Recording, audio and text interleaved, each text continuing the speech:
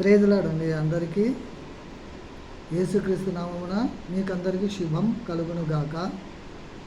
Doctor reverend bishop గారి Timothy యొక్క వాక్యాన్ని మనం విందాము.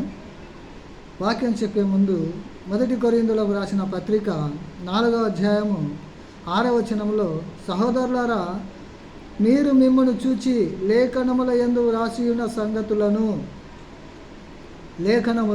ఈ లేఖనములు మనకు ఎక్కడ అందాయండి?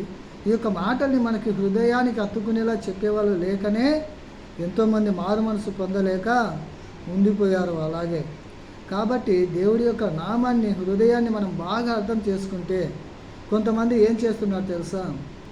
బైబిల్ గురించి రీసెర్చ్ చేయటము, బైబిల్ గురించి ఎన్నో ఆలోచనలు చేయటం మొదలుపెట్టిన వారు చాలామంది. అవును, నిజమే. పాత నిబంధన గ్రంథం 39 గ్రంథాలు, కానీ 39 మంది రాశారు, నిజమే. కానీ ఇవి 27, 29 యొక్క గ్రంథాలు క్రొత్త నిబంధన. కాబట్టి ఇవి కూడా వేరే వాళ్ళు రాసినటివే. ఎందుకంటే ప్రజలలో ఈ యొక్క కంపనము చాలా భయంకరంగా ఉంది. ఎందుకంటే ఎవరో రచించిన కథలలో యేసు ఉన్నాడు, ఎవరో రచించిన పాత నిబంధనలో కూడా యేసు ఉన్నాడు. కానీ నిజమే. కానీ ఈ శిష్యులు ఆయనకు అనుకూలంగా నడుచుకుంటూ ఆయన ఏ విధంగా ఉన్నాడో తెలుసుకుని గ్రంథాలను లిఖించారు కదా. ఎందుకంటే దేవుడు చెప్పేది ఏమిటంటే, ఈ యొక్క 27 పుస్తకాలు, ఇవి 39 పుస్తకాలు. ఈ యొక్క పుస్తకాలు వాళ్ళు వీళ్ళు రాసినట్టే. కానీ ఒక విషయం ఏంటంటే, మలాకి నుంచి మత్తయి వరకు 400 సంవత్సరాల గ్యాప్ వచ్చింది. ఆ గ్యాప్లో జరిగిన సంఘటనలే ఇవన్నీ. ఎందుకంటే అవి మాత్రము గ్రంథాలలోకి రాలేదు. 4 సంవత్సరములు ఏం జరిగిందో వీళ్ళు మనకి క్లుప్తంగా వివరించారు. ప్రతి ఒక్కటి కూడా మనకు తెలిపారు. అందుకనే ఈ యొక్క మత్తయి, మార్కు, లూకా, యోహానులు, అపోస్తలుడైన పౌలు, వీళ్ళు రాసిన గ్రంథాలన్నీ కూడా యేసుని అద్భుతంగా చూపిస్తున్నాయి. కానీ ప్రజలు కొంతమంది ఎక్కడో ఒక చోట అవన్నీ ఎవరో రాసిన వాళ్ళు, అవన్నీ కూడా, ఎందుకంటే అవన్నీ కూడా దాటిలో దేవుడు ఉన్నాడు, కరెక్టే. కానీ నిజంగా యేసు ఎక్కడున్నాడంటే ఈ 400 సంవత్సరాలలోనే ఆయన కథ అంతా నడిచింది. కానీ ఆ 400 సంవత్సరంలోనే శిష్యులు కూడా గ్రంథాలు రాచి ఒక్కొక్కసారి ఒక్కొక్కరు ఒక్కో రీతిలో మరణించారు. ఒకరిని సిలువకేశారు, ఒకరిని తల కింద సిలువేశారు, కొంతమందిని తల నరికి చాలా ఘోరాతి ఘోరంగా 12 మంది శిష్యులను హతమార్చడం జరిగింది. కాబట్టి ఎవరికైనా కూడా ఒక శ్రమ వస్తే కూడా ఈ లోకులు కూడా కొంతమంది ఏమంటారంటే, ఏమయ్యా, దేవుడు అన్నవాడు ఈ విధంగా చేస్తాడా అన్నట్టుగా ఫీల్ అవుతుంటారు. కానీ ఈ యొక్క లేఖనములు మనకు ఎక్కడ దొరికినవి? సముద్రపు కుండలలో దొరికినాయి, కానీ కొంతమంది చర్చిలో దొరికినాయి. కానీ ఏదో ఒక విధంగా ఈ సువార్త భూమి మీదకి దేవుడు అందించాలనుకున్నాడు, అందించాడు. ఈ యొక్క ప్రజలకు అందరికీ కూడా మంచి నమ్మకాన్ని, మంచి హృదయానికి హత్తుకునేలా చెప్పేలా ఎవరు ఇంతవరకు కనిపించలేదని వారి అభిప్రాయం. అందుకనే ప్రతి ఒక్కరూ సువార్త ఏ విధంగా ప్రకటించాలి, ప్రజలను ఏ విధంగా ప్రేమతో ఉండాలి, ప్రేమగా మార్చాలన్న ఆలోచన మనం కూడా ఒక్కసారి ఆలోచిద్దాం. ఆ ప్రజలలోకి వెళ్దాం. ఎంతోమంది పాస్టర్లు శ్రమలలో ఉన్నారు, వాళ్ళకి సహాయం చేద్దాం. ఎంతోమంది పాస్టర్లు చర్చిలు ఉన్నా కూడా వాళ్ళ జీవితాలు బాగుపడడం లేదు. ఎందుకంటే వాళ్ళను కూడా ఆదుకుందాం. ఇంకా కొంతమంది పాస్టర్లు ఏ విధంగా ఉన్నారంటే తినడానికి కూడా గతి లేక ఉన్నారు. కానీ అటువంటి వారిని కూడా, వారందరి కోసం కూడా మనం అందరం ప్రార్థన చేద్దాం. ఎందుకంటే దేవుడు అంటా ఉన్నాడు, ఈ లేఖనములు నెరవేరినట్టుగానే యేసు వచ్చాడు. కానీ ఆ 400 సంవత్సరాలలో రోమా ప్రభుత్వం వాళ్ళు, హేరోదు యొక్క కొడుకు, కుమారులు, వీళ్ళందరూ కూడా తిరుగుబాటు చేయడంతో ఎన్నో మందిరాలు దెబ్బలు తిన్నాయి.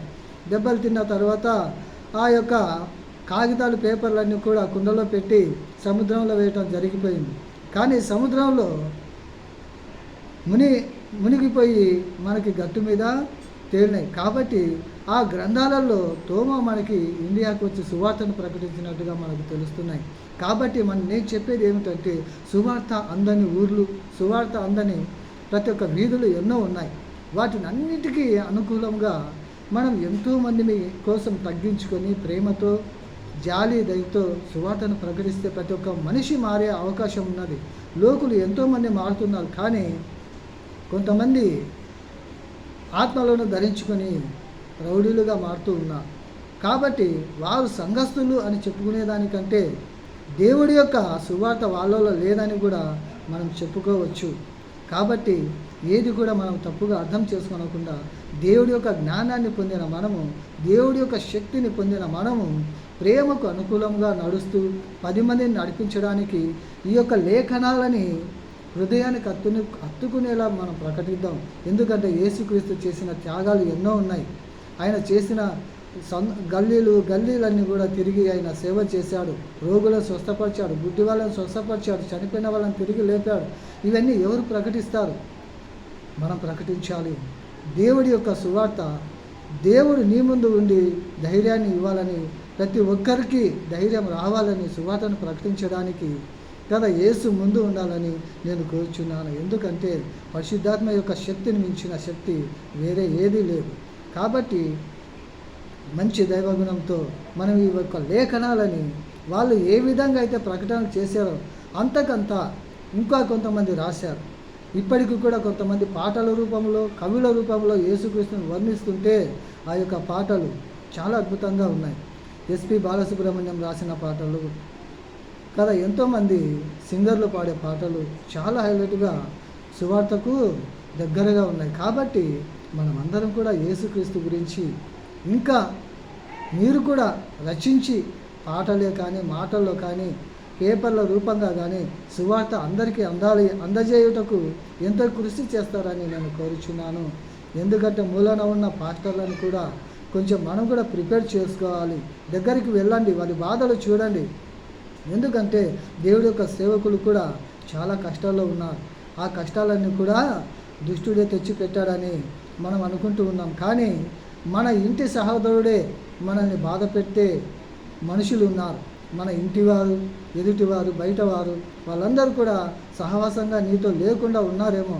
ఈరోజు వారందరి కోసం ప్రార్థన చేసి మనమందరం కూడా యేసుని ధైర్యంగా ప్రకటించి, సువార్తను ధైర్యంగా ప్రకటించి ఆయనలో జీవించి ఆయనను ముందుకు పెట్టి మనం నడిపిద్దాం. ఈ యొక్క లేఖనాలని నెరవేరుద్దాం. యేసుక్రీస్తు నామములో ఈ యొక్క చిన్న మాటలు దీవించబడుగాక. ఆమెన్.